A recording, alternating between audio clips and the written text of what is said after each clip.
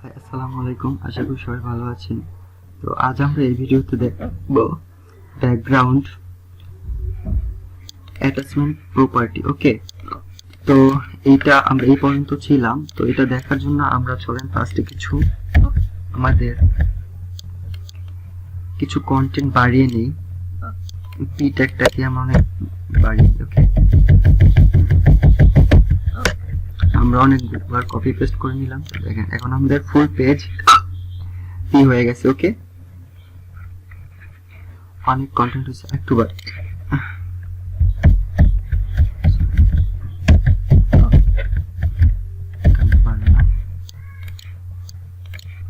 ওকে, একটু স্ক্রল করতে পারি আমরা এখন, ঠিক আছে, নিচের দিকে।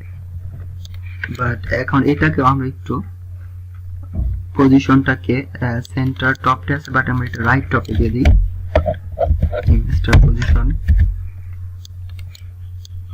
ওকে, রাইট টপে চলে গেল।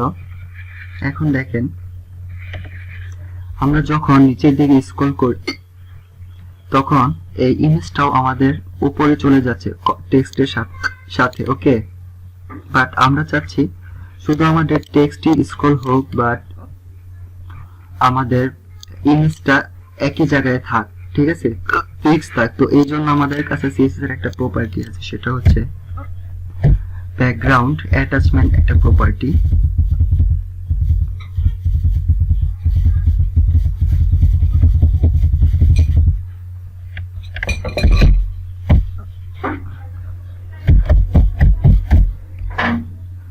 Background attachment. ওকে, এটা যদি আমি ফিক্সড করে দেই তাহলে দেখেন কি হয়। এটা আমি ফিক্স করে দিলাম। ওকে, এখন দেখেন আমি যদি স্ক্রল করে উপর দিকেও যাই, বাট ইমেজ কিন্তু আগের জায়গাতেই পজিশন একই থাকছে, ঠিক আছে, ইমেজের জায়গাতেই ফিক্স হয়ে গেছে, ঠিক আছে, ব্যাকগ্রাউন্ড ইমেজটা। এটা আর এখান থেকে কোথাও যাবে না।